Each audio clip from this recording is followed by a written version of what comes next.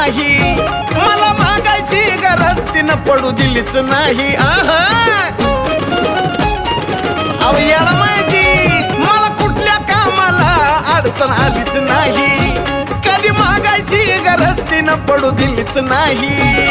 म्हणून तर तिच्या आसऱ्याला मी मुक्कामी राहतोय ग म्हणून तर तिच्या आसऱ्याला मी मुक्कामी राहतोय ग काय मागाया नाही ग येडू तुला बघाया येतोय ग काय मागाया नाही ग माये तुला बघाया येतोय ग